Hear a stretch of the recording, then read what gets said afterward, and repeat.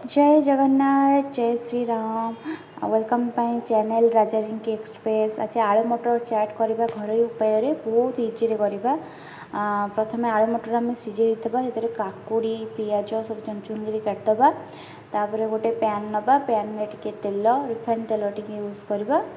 तापरे आलू आ मटर को आम भलसे मैश करवा। जमी आलू भी खंड खंड थी मटर भी थी बेसी भी मैश हो मीडियम थी जमी देखा सुंदर लगुव। देन देखो मुझे हाथ में जस्ट बेसी माने फाइन करूनी जस्ट टिके टिके आलू देखा जाऊँ से टाइप आप हाथ में मैश करदेवे है।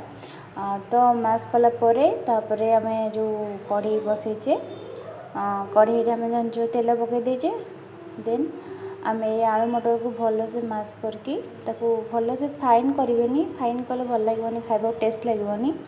तो आम कढ़ई देदेबा पकईदबा।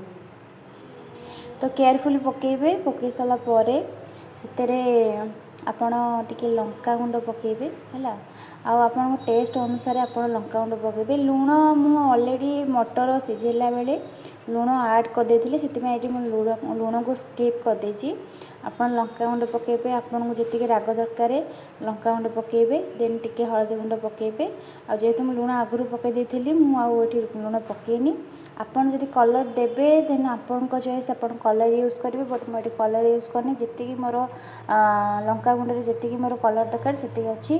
खटा पानी ये करेंगे। तापर काकुड़ी पियाज पापड़ जहाँ दरकार जी आप टेस्ट जोटा मैंने आड़ू साड़ू किसी पकेबेनि जी आपको टेस्ट दरकार आप ही पकई खाइबे।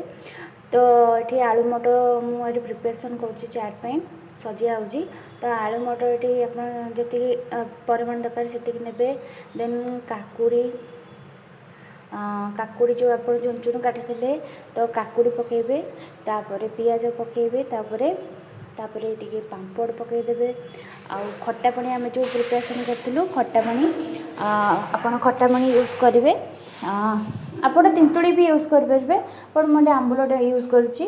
तापर आपण पापड़ पकईकी तापर लास्ट को आप आम हजबैंड दही खाती तो दहीटा को स्किप कर देछि। आपड़ टिके केचप टमाटो केचप पकईदेवे। आमर ये रेडी होगा गरम गरम चाट। आ हेल्थ छोट पिला भी खाई पारे।